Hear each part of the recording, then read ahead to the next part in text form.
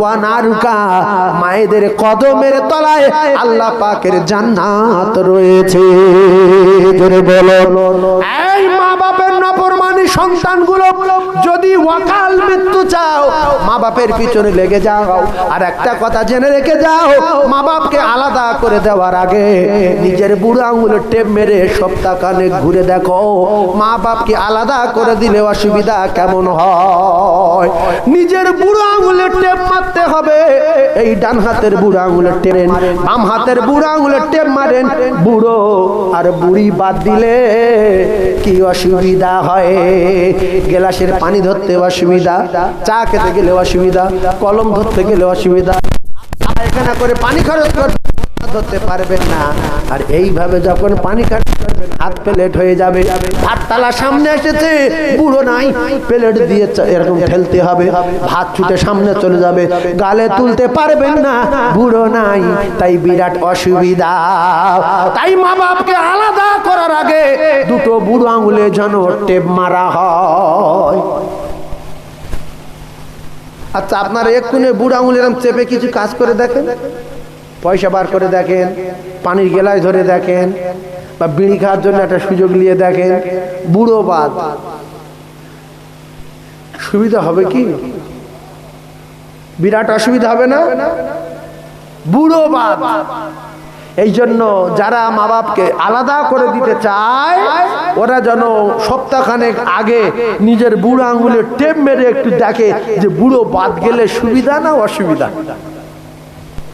বুড়ো বুড়ি বাড়ি থাকলে কি হবে দেখবেন। আপনি বোম্বাই আছেন, গিন্নি একা বাড়ি, ফোন করছে, হ্যালো আব্বা, সাবিনার মা কেমন আছে? না খুব ভালো আছে, চিন্তা করিনি। আজ কি তরকারি? বলে জাল ফেলতে গিয়েছিলাম জল করে সেই সরু খালে, সেখান থেকে মাছ নিয়ে এসেছি, তারপর সবজি কিনে নিয়ে এসেছি। ছেলেটা বলছে ওর স্কুলে পাঠিয়ে দিয়েছি। কি সুবিধা দেখেন, বুক হাঁটা। বুড়ো বাড়ি আছে, আর বুড়ো বাড়ি নেই, কি খাচ্ছে, কি করছে, এখন আসে না বাজারে গেছে, না সায়েন্স সিটি গেল, না দীঘায় গেল, টেনশনে মাথা খারাপ। কি হবে না হবে না? আব্বা বাড়ি আছে, বুক হাঁটা। তার আব্বা মানে তার জিজ্ঞাসা করেন কি অসুবিধা হচ্ছে। রাত 12টায় আসতো, 2টায় আসতো, বাপ বসে থাকতো, জেগে থাকতো, মা বসে থাকতো, বউ ঘুমাতো। বুড়ো দেখছে এখন আসছে না, লাঠি নিয়ে রাস্তায় বেরিয়েছে, টর্চ লাইট নিয়ে গুড় গুড় গুড় করে যাচ্ছে, সাইকেল আসছে। ও শোনে কে রে, আমার আব্দুর রহিম কোথায় বলতে এখন আসেনি, ক্লাবে গেল, দোকানে গেল, লাস্টে হেঁটে হেঁটে ওদিকে গেল, অনেক রাত হয়ে গেল। শেষের বেলা বুড়ো টোটো অটো ভাড়া করে নিয়ে সরবরে খুঁজতে গেল, কোথায় গেছে আমার ছেলে, আছে না নাই।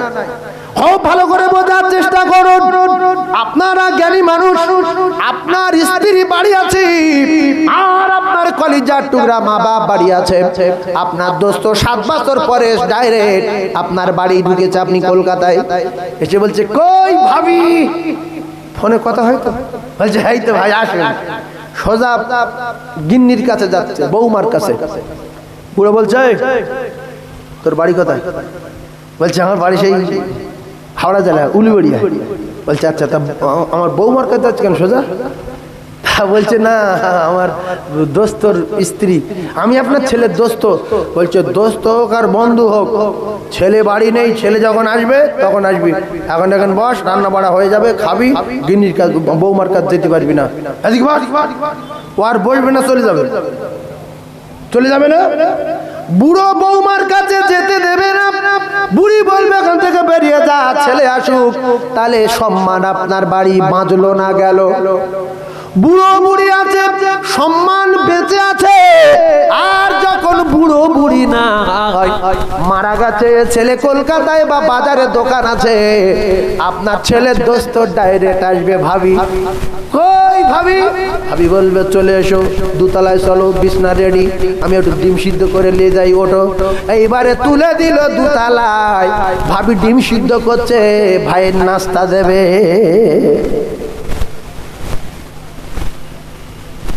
বুড়ো থাকলে অন্তত বলতো দাবাই বস, ঘর মধ্যে ঢুকছে কেন, তাবাট করতে পারলে চড়মাদ। এই বুড়ো ডাইরেক্ট ঘর মধ্যে ঢুকতে দেবে? বুড়ি থাকলে বলবো বা ঘর মধ্যে দাবাই বস বস, ছেলে বাড়ি নেই, বস। আমিও চিনি না বাবা, বস। কলিজার টুকরা ভাইরা আমার, এই জন্য আল্লাহ কোরআন জানিয়েছেন ওয়া ক্বাদা রাব্বুকা আল্লা তা'বুদু ইল্লা ইয়াহু ওয়া বিল ওয়ালিদাইনি ইহসানা। আল্লাহর ইবাদতের পরে পরে, আল্লাহর হুকুমের পরে পরে খিদমত করবে মা বাপের। মা বাপ যদি নারাজ হয় আল্লাহ পাক নারাজ হয়ে যাবে। কারণ রাসূল বললেন ইন্নাল জান্নাতা তাহতা রিজলাইহা, তোমরা যারা জান্নাতে যেতে চাও জান্নাত তোমার মায়ের কদমের তলায়, জেনে রেখে দাও। তাই আমি আপনাদেরকে জানিয়ে দিলাম, ও কলিজার টুকরারা, ও যুবকেরা, জওয়ানেরা, মা বাপ তার কলিজার টুকরা সন্তানের উপরে কত দয়া। আল্লাহর নবী জন্ম নিলেন মক্কাতুল মুআজ্জামার জমিনে, আর মা আমেনা কাঁদতেছিল, আমার কলিজার টুকরার আব্বা নাই, আব্বা নাই দুনিয়ায়, নিয়ে গেলেন হালিমায়। ও মুসলমানেরা, বিশ্ব নবী হাবিবুল্লাহর মা আকায়ে নামদার দাদার মদিনা 6 বছর পরে আল্লাহ নবীকে যখন ফিরে পেলে এখানে একবার নিয়ে এসেছিলেন। হালিমা অনুনয় বিনয় করার পরে আবার আমেনা হালিমার কোলে তুলে দিয়েছিলেন। শুধু মহব্বতের কথা বলতে চাই, বাচ্চার কত ভালোবাসে তার মা। আল্লাহর নবী দিন দুনিয়ার বাদশাহ আকায়ে নামদার তাজদার মদিনা একদিন বললেন, মা সকল ছেলের আব্বা দেখতে পাই, আমার আব্বা কি দেখতে পাবো না? সবাই মুহাম্মদ মুহাম্মদ বলে ডাকে, আমার কেন একবার ডাকে না? আমার আব্বা কোথায় তুমি কি বলতে পারো মা? বলছে তোমার আব্বা কোথায় আমি জানি, চলো তোমার আব্বার কাছে নিয়ে যাব। আল্লাহ রাসূল খুশিতে বাগে বাগ মদিনা রাস্তায় মাকামে আবওয়া বলে একটা জায়গা আছে, ও জায়গায় রাসূলুল্লাহর আব্বা শুয়ে আছে। হযরতে মা আমেনা ও জায়গায় গিয়ে কিছুটা দূরে বসলেন। উম্মে আইমান আর আমেনা বিশ্ব নবীকে দেখিয়ে দিলেন, যাও ওই যে তোমার আব্বার কবর দেখা যায়, জান ভরে ডাকো। আল্লাহর নবী গিয়ে আব্বা আব্বা আব্বা বলে ডাকছে, সাড়া পায় না। কলিজার টুকরা মা এই দৃশ্য দেখে আর থাকতে পারলো না। আমার মুহাম্মদ আব্বা আব্বা করে কাঁদে, আমি আমেনা সইতে পারলাম না। আমেনা ও জায়গায় স্পটে মারা গেলেন। আমেনা বিশ্ব নবী পিছন ফিরে তাকিয়ে দেখে মা শুয়ে পড়েছে। দৌড়ে গিয়ে বলে, মা আপনি বললেন আব্বা ওখানে আছে, যাও জান ভরে ডাকো মা। আমার আব্বা ডাকের সাড়া দিল না গো মা। মা ওঠো বাড়ি যাব মা। মায়ের মুখ ধরে টানে এদিকে, টানে এদিকে ঘুরে যায়, ওদিকে ঠেলে ওদিকে ঘুরে যায়। মায়ের চাকায় মা আর বেঁচে নাই। বিশ্ব নবীর ফুফু আম্মি জান উম্মে আইমান বলে, মুহাম্মদ তোর মা নাই বাবা, তোর কাকুতি মিনিট দেখে তোর মা স্পটে মারা গেছে, তোর জননী মা আর বেঁচে নাই। ও কলিজার টুকরারা, ও যুবকেরা, জওয়ানেরা, এজন্য মায়ের পাওয়ার বেশি, মায়ের কলিজায় দয়া বেশি। আল্লাহ রাসূলের কাছে সাহাবী বললেন, ইয়া রাসূলুল্লাহ খিদমত করব কার?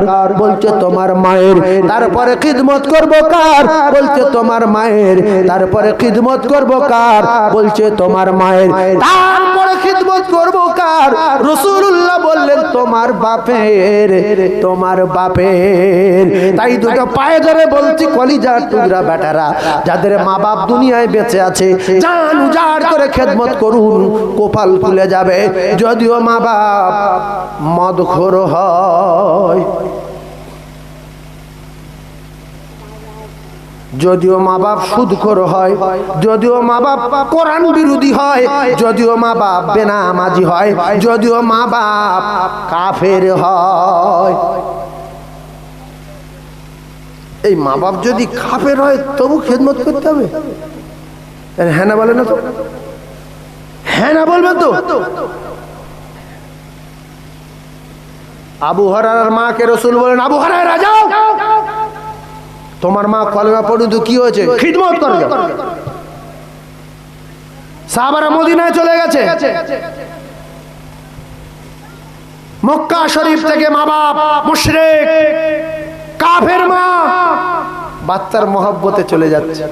দেখে আসি, মোহাম্মদ তো জাদুকর, মোহাম্মদ তো মিথ্যাবাদী, মোহাম্মদ তো গণক, মক্কায় বহু জাদু দেখিয়েছে, খেজুরের দানা নেই গাছ বার করেছে, চাঁদ কেটে দিয়েছে, মোহাম্মদ বহু জাদু দেখিয়েছে, পাথরে কথা বলেছে, আবু জেহেলের গুহার থেকে তুলে দিয়েছে, বিরাট জাদুকর ছেলেটাকে জাদু করে নিয়ে চলে গেছে। যখন মদিনায় দেখতে পেল, সাহাবারা বলছে ইয়া রাসূলুল্লাহ আমার মা আসছে, আমি চলে যেতে বলি মাকে, আপনাকে মানে না, কোরআন মানে না, আল্লাহ মানে না। বলছে আমি জানি, মায়ের খিদমত করো। তাড়িয়ে দিতে পারবে না, বড় কথা বলতে পারবে না, চলে যেতে বলতে পারবে না, লুকিয়ে যেতে পারবে না। যে জন্য কলেমা পড়েছো সেই জান্নাত হলো তোমার মা বাপ। তাহলে হুজুর মোশরেক দোয়া করো, নরম ভাষায় তাদের বোঝাও, মা কোরআন মিথ্যা বলো না, নবী মিথ্যা বলো না, আল্লাহ মিথ্যা বলো না, আল্লাহ মানি না বলো না, মদ পান করো না, ও জননী মা এগুলো হারাম। নরম ভাষায় বোঝাতে থাকো মৃত্যু পর্যন্ত। যদি তারা না বোঝে তুমি তাদের নাশ করতে পারবে না, তুমি তাদের মারতে পারো না, চোখ রাঙাতে পারো না, চোখে আগুন লেগে যাবে, ওই চোখ তাড়াতাড়ি অন্ধ হয়ে যাবে। সেজন্য রাসূলুল্লাহ সারা জীবন চাচাকে বুঝিয়েছে, কোনোদিন হাত তোলেনি, কোনোদিন মারিনি, কোনোদিন ঘুষি তোলেনি, কোনোদিন চোখ বার করেনি, নরম ভাষায় বুঝিয়ে গেছে, না যায়নি। বলে আমার মা যা, এই মা যদি কারোর হতো সে গুলি করে দিত। এই মূর্খ, তোর মায়ের পেটে কতবার লাথি মেরেছিস, প্রসবকালে কত কষ্ট দিয়েছিস, বর্ষার সময় মায়ের বুকে পেশাব করে দিয়েছিস, শীতের সময় মায়ের গালে পায়খানা করে দিয়েছিস। মূর্খ। মা বুকের উপরে বাচ্চাটা নিয়ে, আমার সোনা আমার মধু, আর ছেলেটার হালকা পেট খারাপ ছিল, ছাঁ করে পায়খানা করে দিয়ে বুকে চা করে ঠিকরে মুখে লেগেছে, লাগেনি। রাত্রেবেলা পাতলা পায়খানা কাপড়ে করেছে, গোটা রাত ওই পায়খানা নিয়ে কাপড়টা মুড়ে নিয়ে শীতের সময় শুকনো কাপড়টা মাথায় দিয়ে বাচ্চাটার বুকের ভিতরে করলে শুয়ে আছে। আমার শীত লাগুক, আমার কষ্ট লাগুক, ছোট্ট বাচ্চা যদি শীত লাগে, সর্দি লাগে, কষ্ট পায়, আমি মা সহ্য করতে পারবো না। মা সারা রাত খাইনি, কলিজার টুকরার বাচ্চাকে খাইয়ে দিয়েছে। মা খাচ্ছে না বলে বাচ্চা বলছে মা তুমি খাবে না? বলছে আমি খেয়ে নিয়েছি বাবা, তুমি খেয়ে নাও। ছেলেটা একটু বোঝে, বলছে আব্বা তুমি খাবে না? বলছে আমি আর তোর মা খেয়ে নিয়েছি। বাচ্চা দুটোর খাইয়ে দিয়ে গরিব মা বাপ সারা রাত ঘুমাতে পারে না, বিছনায় কাঁদে, আল্লাহ খোরাক নাই। অল্প এক বাটি ভাত ছিল, চারটে ছেলেকে খাইয়ে দিয়েছি, কিছু না খাই। ও কলিজার টুকরা ভাইরা, মা বাপ জীবনের চেয়ে বেশি ভালোবাসে তার কলিজার টুকরা বাচ্চাকে। জনমদাতা পিতা, জনম দুঃখী মা বাচ্চাদের জন্য কত কষ্ট করেছে। 10 মাস 10 দিন পেটে রাখলো, বাচ্চা প্রসব করলো, প্রসব জ্বালা যন্ত্রণা তার বর্ণনা দিতে পারবো না। এক সাহাবী বললেন ইয়া রাসূলুল্লাহ আমি আমার মাকে নিয়ে কাবা তওয়াফ করে, আমি আমার মাকে ঘাড়ে করে নিয়ে সাফা মারওয়া সাই করে আরাফার ময়দানে গিয়ে জমরায় পাথর মেরেছি, আমি কি আমার মায়ের হক আদায় করতে পেরেছি? আল্লাহর নবী বললেন সাহাবী তুমি তোমার মায়ের সব কিছু করেছো, আমি রাসূলুল্লাহ শুনেছি, কিন্তু প্রসবকালে তোমার মা যে প্রসব যন্ত্রণায় উহুয়া শব্দ করেছিল, একবার উহু বলার হক তুমি আদায় করতে পারোনি। বাপের বেটা নামাজ পড়ে, বাপের ভাত দেয় না, বাইক নিয়ে বাজারে যাচ্ছে, বাপ চা খাওয়ার পয়সা পায় না। দূর বাব্বর বাব্বর।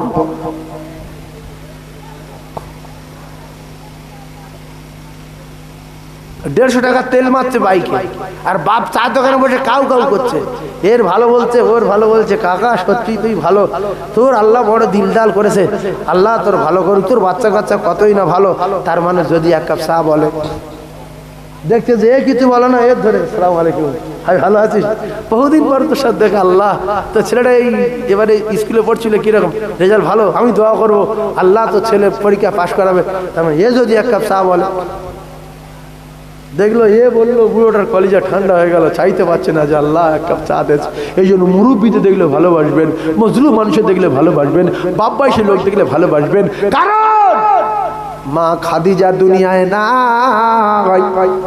মদিনায় গোশত বিল্লি হচ্ছে, আল্লাহর নবী বকরি জবাই করেছে, আর মদিনাতুল মুনাওয়ারার জমিনে বিশ্ব নবী গোশত ভাগ করছে। এটা আমার এই স্ত্রীর, ওটা আমার ওই স্ত্রীর, এইটা আমার এই স্ত্রীর। কিতাবে লেখা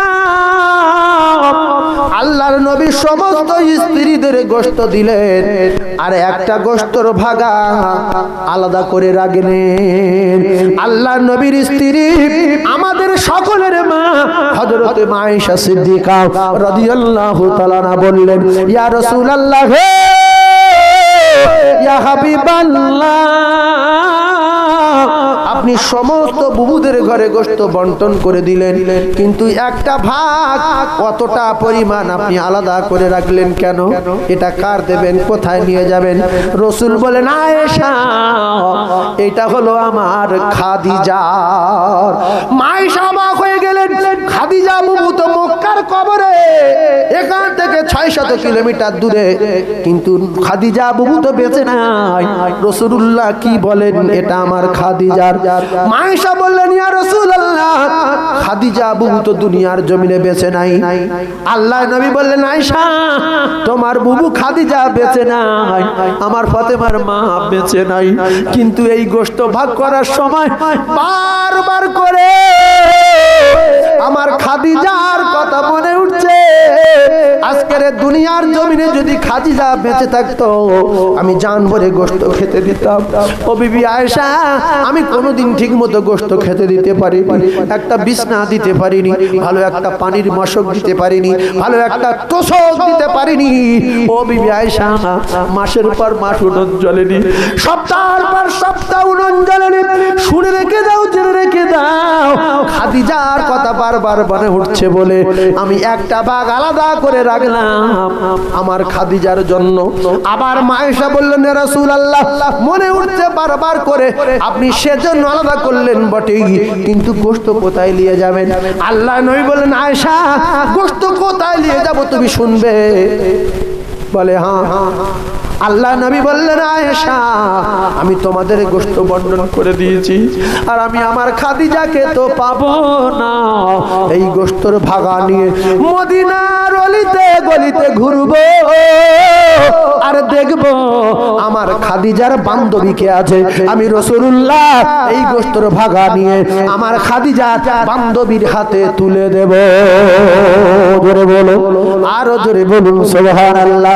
কিছু কিছু যুবক আছে, কিছু কিছু বাপের বেটা আছে, বাপ নাই দুনিয়ায়, মাও নাই দুনিয়ায়, বুড়ি মেয়ে ঘুরছে, তার এক কাপ চা দেয় না।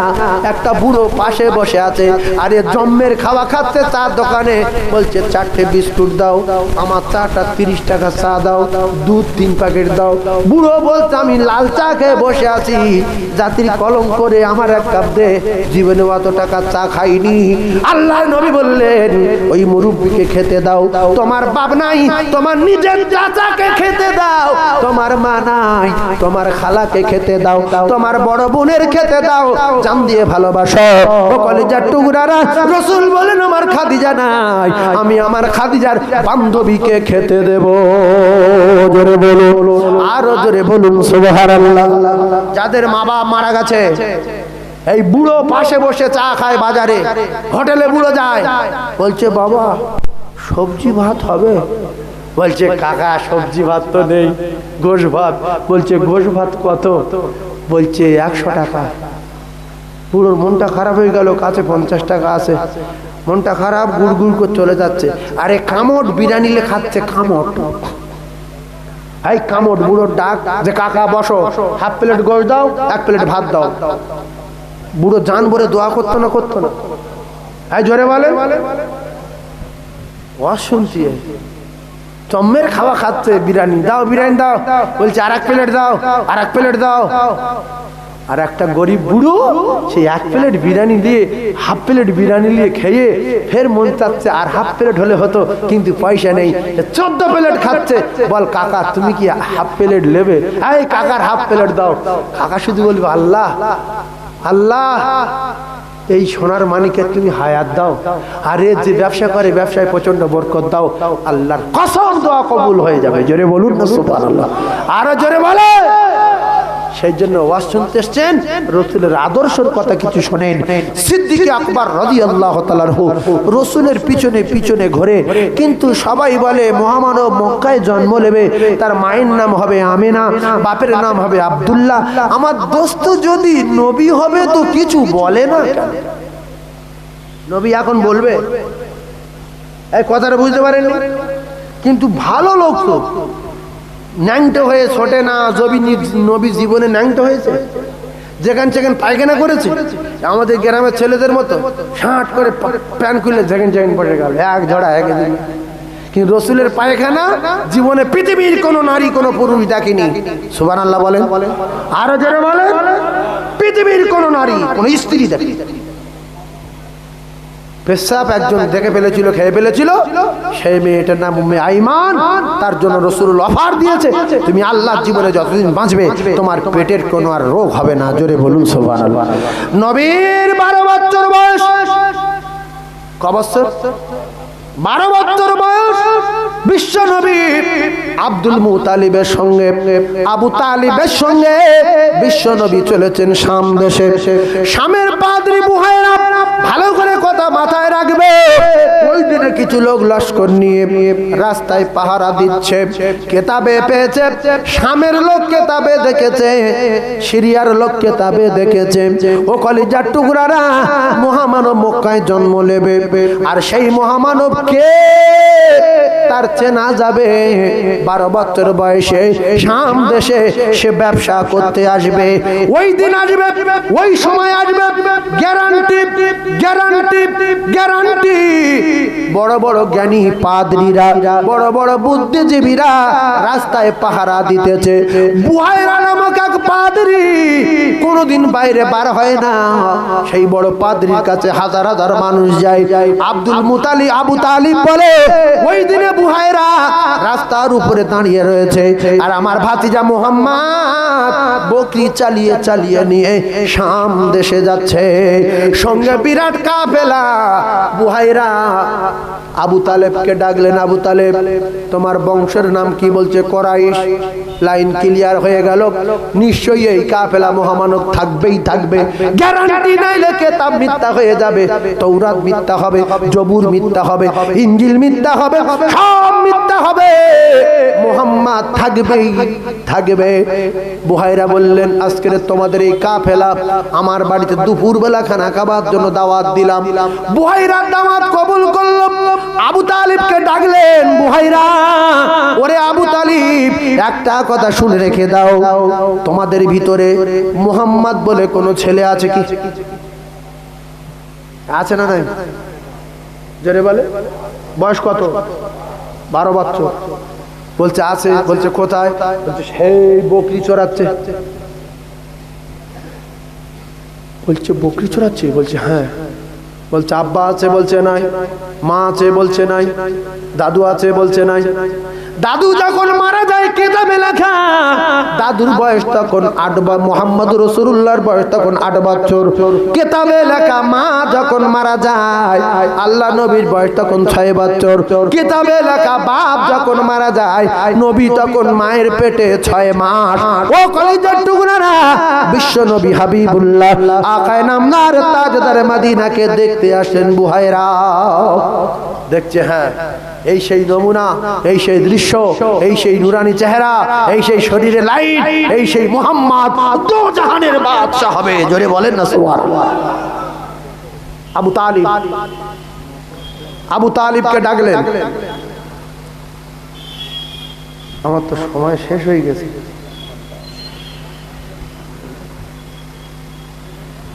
ও তাহলে ওই একটু কালেকশন করতে হবে। আমি আমার তেজে ওয়াজ করে যাচ্ছি, সময় শেষ। এই বিশাল গন্ডগোল বাঁধবে রাস্তা, একটু বলেলি এই যে 12 বছরে কি গন্ডগোল হবে বলবো, এইটা সাংঘাতিক মারামারি বাঁধবে ওখানে। তো বলছে আবু তালিব, একটুখানি বলে দিই আমি। বলছে আবু তালিব, এই মুহাম্মদকে এক্ষুনি ফেরত দিতে হবে, মদিনায় পাঠিয়ে দাও, তাড়াতাড়ি মক্কায় পাঠিয়ে দাও, নইলে মার্ডার হয়ে যাবে, মেরে ফেলবে। সেই বড় গাছ, যেখানে সেখানে মারি খাবে। কথা বুঝতে পারেননি তো? বলছে তাড়াতাড়ি করে পাঠিয়ে দাও। বলছে কারণ? বলছে শাম দেশের মানুষের মার্ডার করার জন্য রাস্তায় রেডি হয়ে আছে, হাতে তাদের তরবারি। কারণ আজ থেকে কিতাবে লেখা মুহাম্মদ এই রাস্তায় শাম দেশে যাবে। আবু তালিব বলছে কি ব্যাপার, আমার ভাইপোর মারবে কেন? তবে আমার দাদু, আমার আব্বা আব্দুল মুতালিব আমার বলেছে যে তোর এই ছোট ভাই ছেলেটার উপরে, মোহাম্মদের উপরে বড় শত্রু হবে, খুব সাবধানের জান দিয়ে আটকে রাখবি। তো কিতাবে লেখা আছে আবু বকর সিদ্দিক রাদিয়াল্লাহু তাআলা ছিলেন। যেহেতু বন্ধু বন্ধু যদি কোনো জায়গায় ছাগল চড়াতে যায়, বন্ধুর ডেকে নিয়ে যায়। অনেক নিকটতম বন্ধু আছে, দেখবেন খালার বাড়ি যাচ্ছে, ওর ডাকছে যে চল খালার বাড়ি যাই, এর দোস্ত, ওর কোনো আত্মীয় না, এরকম ঘটনা ঘটে। আচ্ছা চল আমার শ্বশুর বাড়ি যাই। শ্বশুর ভাবো সবসময় এর নিয়ে আসি কেন আমি দেখি, হ্যাঁ তো শ্বশুর আর কি বলবে, জামার বন্ধু খাওয়ায়। তো আল্লাহ রসুলের বন্ধু আবু বকর সিদ্দিক, নবী যেখানে আবু বকর ডাকে, কই আবু বকর চলে। সিদ্দিক আকবর ছিল আল্লাহ নবী দিন ও দুনিয়ার বাদশার চাচা আবু তালিব। আবু তালিবকে বললেন বুহাইরা, বিখ্যাত পাদ্রী বুহাইরা বলেন আবু তালিব সময় নাই, তাড়াতাড়ি করে মক্কায় পাঠিয়ে দাও। হঠাৎ করে 7 জন লোক খোলা তরবারি নিয়ে, ভালো করে বোঝার চেষ্টা করুন কজন, 5 থেকে 7 জন মানুষ খোলা তরবারি নিয়ে অনেকগুলো লোক দেখতে পেয়ে ঘিরে নিয়েছে। তখন রাসূলুল্লাহ ওখানে আছে, কিন্তু কোনটা মুহাম্মদ চেনে না, প্রমাণ পেলে জবাই হয়ে যাবে। ভালো করে বুঝবেন। ঘিরে নেওয়ার পরে পাদ্রী বলল আবু তালিব দেখো যা বললাম তাই, কিছু লোক এসে গেছে এই পর্যন্ত, ওদিকে যদি আর এক কদম আগাও সঙ্গে সঙ্গে মুহাম্মদ মার্ডার হয়ে যাবে, আর মুহাম্মদ বলতে পারবে না, তিনি সত্যবাদী হবে। তানা জিজ্ঞাসা করলে বলবে না আমার নাম মুহাম্মদ না। এই নবী মারি ভাই তো অন্য নাম বলবে? জোরে বলেন। বরং আমরা বলতে পারি, আমাদের টুটি যদি ছুরি ধরে বল আল্লাহ নি, আল্লাহ নি, বল খোদার কসম, খোদার কসম। ফতোয়া শিখে রেখেছে জান বাঁচানো ফরজ, সাহাবারা জানতো না, এই ফতোয়া শিখে রেখেছে আমার সোনার চাঁদ ভাই। তো আবু তালিব এই দৃশ্য দেখে বুহাইরা বলল তোরা কোত্থেকে আসছিস রে? বলছে আমরা শাম থেকে আসছি। বলছে শোন, কোথায় যাচ্ছিস? বলছে বুহাইরা আজকের এই রাস্তায় মহামানব আসবে, মক্কায় তার জন্ম হবে কোরাইশ বংশে, কেতাবে লেখা মায়ের নাম আমেনা হবে, বাপের নাম আব্দুল্লাহ, আজকের এই রাস্তায় আসবেই আসবে, আমরা তার মারার জন্য বেরিয়েছি। বলছে শোন আজকের এই রাস্তায় সে আসবে, তবে একটা কথা শুনে রেখে দে, আমি বুহাইরা বলছি তোরা তারা মারতে পারবি না। কারণ তৌরাত মানিস? বলছে হ্যাঁ। জবুর মানিস? বলছে হ্যাঁ। কিতাব সত্য? বলছে হ্যাঁ। বলছে সত্য কিতাবে লেখা আছে, তার সঙ্গে মালিকের প্রহরী থাকবে, মালিক তার বড় করে পৃথিবী পাঠিয়েছে, মালিকের তার উপরে লক্ষ্য থাকবে। আর আমার নবীর প্রহরী ছিলেন জিবরাইল আলাইহিস সালাতু ওয়াস সালাম। নবীর প্রহরীকে জিবরাইল থবনা গুঁড়ো হয়ে যাবে একেবারে। নবীর কাছে যদি কেউ আসে ধুলো হবে না, হবে না। তায়েফে ওহুদে সব জায়গায় জিবরাইল বলেছে বলেন কুচে দি, বলছে না আমি কোচার জন্য আসিনি, তুমি যদি কাফের গুলো মেরে দাও তাহলে কলেমা পড়বে কারা? সেই তায়েফের কাফেররা ঈমান এনে এখনো মদিনার মসজিদে কাঁদে না, কাঁদে না। জোরে বলেন। আবু সুফিয়ান ঈমান এনেছে না আনেনি? জোরে বলেন। কি অত্যাচার করেছে রাসূলের উপরে, ঈমান এনেছে। ওমর মাথা কাটতে গিয়ে মাথা দিয়ে দিয়েছে, ঈমান এনেছে। হযরতে আবু সুফিয়ান ঈমান এনেছে। আল্লাহু আকবার। বিশ্ব নবী হাবিবুল্লাহ আকায়ে নামদার তাজরে মদিনা বাসা, সমস্ত মানুষ অবাক। বুহাইরা বলছে যে সেই মুহাম্মাদের তোরা মারতে পারবি না, গ্যারান্টি দেখতে পাবি, মারতে পারবি না। সুতরাং ফিরে যা, কিতাব সত্য, তিনি আসবেন, কিন্তু তোরা মারতে পারবি না। সেই মহামানবের যে প্রহরী মালিক পাঠাবে, সেই প্রহরী তোদের শেষ করে ফেলবে। এরা ভয়েতে কজন বলছে ঠিক আছে তাহলে আমরা রাগাবো না, আপনি তো পাদ্রী, তাহলে আপনার কথা সত্য, আমরা চলে যাচ্ছি। আল্লাহর নবীকে বললেন বুহাইরা, আল্লাহর নবী চাচাকে বললেন আবু তালিবকে বললেন বুহাইরা, আবু তালিব জলদি করে পাঠিয়ে দাও। কিতাবে লেখা আছে সিদ্দিক আকবর আকবর সহ আল্লাহ নবীর দোজানের বাদশাকে আর কয়েকজন লোক দিয়ে বিশ্ব নবীকে মক্কায় পাঠিয়ে দিয়েছিলেন। জোরে বলুন সুবহানাল্লাহ, আর জোরে বলেন না সুবহানাল্লাহ। অনেক লম্বা ঘটনা। আল্লাহ যদি সুযোগ কোনোদিন দেয়, সিদ্দিক আকবর আস্তে আস্তে বড় হয়ে যাবে, রসুলের কপালে চুমা দেবে। সিদ্দিক আকবর আর একবার চুমা দেবে, তারপরে মা খাদিজাতুল কুবরার এক নাম্বার হযরতে মা ফাতিমাতুজ জোহরা জান্নাতের রানী কেন হবে?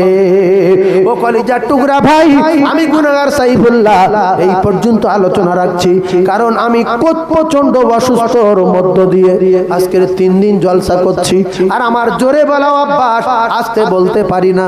কষ্ট হচ্ছে বটেই, কিন্তু আল্লাহ পাক বলিয়ে নিচ্ছেন।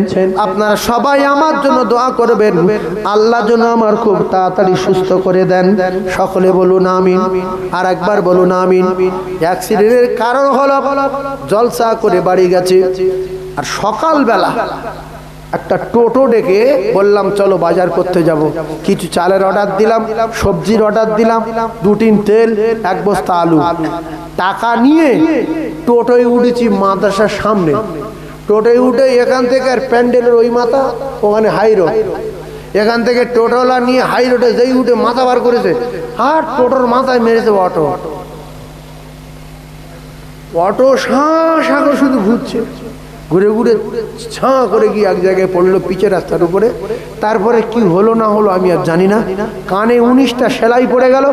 তারপর আমি বুঝতে পারলাম কান সেলাই হচ্ছে। আমি বলছে আমি তো জলসা করে বাড়ি গেলাম, গাড়ি তো বাড়ি রে, তা কান সেলাই করছে কেন? বলতে হুজুর আপনি তো অ্যাক্সিডেন্ট করেছেন। কোথায়?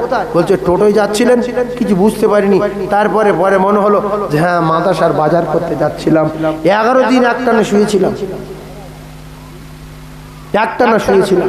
আমার কলিজার টুকরা ভাই, আপনারা আমার জন্য দোয়া করবেন, আল্লাহ যেন আমার সুস্থ করে দেন।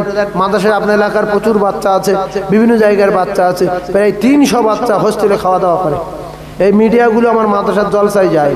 এবার সেটা আবার জলসা হবে পয়লা পোষ দিনের বেলা, সকাল 8টা থেকে নিয়ে বেলা 2টো। যাও খাওয়া দাওয়া করে বাবা যে যার বাড়ি চলে যাও। দিনে দিনে সকাল 8টা থেকে নিয়ে বেলা 2টো, পয়লা পোষ। আপনারা যদি 1-1 কেউ যাবেন, মাদ্রাসা দেখা হবে, 2টো খাওয়া হবে, আর আমি গুনাহগার সাইফুল্লাহ আমার বাড়িটাও দেখা হবে, আর বড় মজলিসে দোয়া হবে। প্রত্যেক বছর হুজুর কেবলা গনেরা যেও না যেও থাকেন, পীর সাহেব হুজুর কেবলা দোয়া করেন। আমার সোনার চাঁদ ভাই, এ মাহফিলে তো হুজুর কেবলা গনেরা রয়েছেন, তারা আসবেন, আপনারা তাদের কাছ থেকে দোয়া নেবেন। বিশেষ করে আমার খুব মহব্বতের মানুষ আল্লামা পীর মেহরাব সিদ্দিক হুজুর কেবলা, তিনি আসবেন। বিশেষ করে মেহরাব হুজুরের দোয়াটা নিয়ে যাবেন। মেজলা হুজুর পীর কেবলার কলিজার টুকরা নাতি। কার নাতি? ইয়ার এই চাস্তবার, খালাদোবার, ফুতোবার, দুলাবার বন্ধু সিদ্দিকী না, এ সিদ্দিকী ডাইরেক্ট সিদ্দিকী। অনেকে সিদ্দিকী না কিছু না উতি বলছে সিদ্দিকী, ফুরফুরা ঘর বেঁধে বলছে সিদ্দিকী।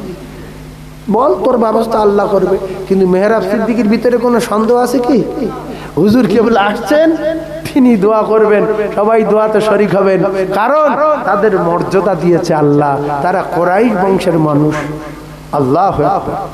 ফুরফুরার পীর আবু বকর সিদ্দিক আল কোরাইশ, ফুরফুরার পীর আবু বকর সিদ্দিক আল কোরাইশ। আমার কলিজার টুকরা ভাই, সেই এই মাহফিল প্রত্যেক বছর চলে, প্রত্যেক বছর আপনারা চালান। আমি ছোট্ট করে একটু ওয়াদার কথা বলবো, 20-25 মিনিটের মধ্যে আমি আপনাদের খিদমত থেকে বিদায় নেব। আর একটা জায়গায় বড় জলসা আছে, সেখানে গিয়ে আমার একটু দোয়ার জন্য ডাকছে বারবার করে, হুজুর একটু আসুন দোয়া করবেন। এই জন্যই জলসাটা 8টা থেকে 10টা সময় নিয়েছি, শুধু জলসা রয়েছে বলে। সেজন্য আমার ভাই, আমি যতটুকু বলেছি, ও ভাইজান উঠবেন না। আমি আজকের গজলও বলতে পারিনি, আজান টাজান দেই, মাঝে মাঝে এদিক ওদিক করি, সেগুলো কিচ্ছু করতে পারিনি, বলতে পারিনি। দোয়া করবেন, আল্লাহ সুস্থ করে দিলে আবার পরে এসে জান ভরে ওয়াজ শোনাবো। তো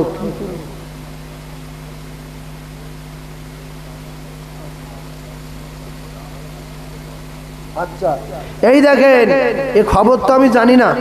একটা মাদ্রাসা নতুন করে তৈরি হবে, মক্তব আর কি, মক্তব মসজিদে পড়ানো হচ্ছে। তো ইল্লা মিন সাদাকাতিন জারিয়া, আমি বেশি বলবো না। ছেলের চেয়ে কাজ করবে বেশি, মেয়ের চেয়ে কাজ করবে বেশি, আপনার 14 পুরুষের চেয়ে কাজ করবে বেশি। তো কলম কটা আছে? এখন দেওয়া হয়নি। আচ্ছা, কটা কলম করবে? 4টে হলে হয়ে যাবে? বাবা, 6টার করেন না, 6টার করেন না। 8টা, হ্যাঁ বড় করে করতে হবে। এই 8টা কলম আমি কোরআন বলবো কোথায় আর হাদিস বলবো কোথায়?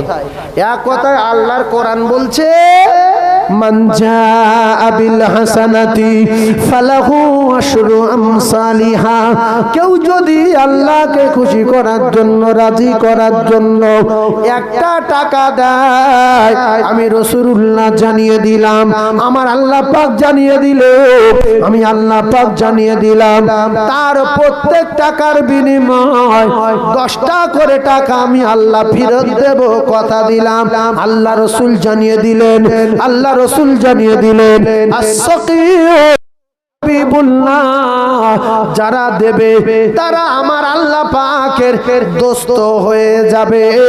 500 বিঘা জমি ছেলের জন্য দিয়ে যাবেন, একটা নেকি যাবে না। 50টা দোকান ছেলের জন্য রেখে যাবেন, একটা নেকি যাবে না।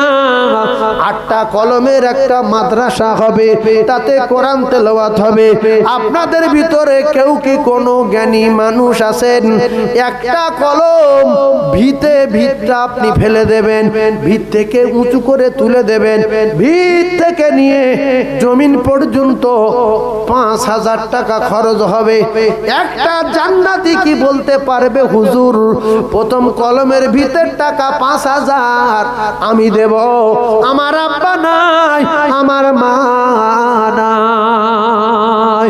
আল্লাহর নবী বলেন আউওয়ালাদিন সালিহিন ইয়াদউ লাহু, যদি ভালো ছেলে রেখে যায় তাহলে মা বাপের জন্য দান করবে, আর সন্তান যখন মা বাপের জন্য সাদাকায়ে জারিয়া করবে, ওই মা বাপের কবরের আযাব আমার আল্লাহ নাজাত দিয়ে দেবে। জোরে বলো। একজন একটা প্রথম কলমের ভিত 5000 টাকা, আল্লাহর কসম নিজের জন্য, ইল্লা মিন সাদাকাতিন জারিয়া, কিয়ামত পর্যন্ত সওয়াব যাবে। একজন বলতে পারবেন, হুজুর আমি 5000 টাকা প্রথম কলমের ভিতের টাকাটা আমি দেব। এরকম একজন মুমিন ব্যবসায়ী, জলকরের মালিক, ঈমানওয়ালা, আল্লাহওয়ালা একজন যদি হাত তুলে বলতে পারেন, আমি একটু তার জন্য প্রথমে হাত তুলে দোয়া করব। তার মায়ের জন্য বলতে পারেন, তার আব্বার জন্য বলতে পারেন, তার দাদুর জন্য বলতে পারেন, তার ব্যবসার জন্য বলতে পারেন, কিংবা মদিনায় ওই রাসূলের রওজা দেখার জন্য বলতে পারেন। 5000 টাকা একজন বলতে পারবেন? বাপ কেউ আছেন সোনার মানিক, আমি একটু হাত তুলে দোয়া করি, 5000 টাকা। কোরআনের কারখানার একটা ভিতে 5000 টাকা দেবেন। এরকম একজন মোমেন এর ভিতরে কি আছে যে হুজুর আমি যদি বেঁচে থাকি 5000 টাকা দেব, আপনি আমার জন্য একটু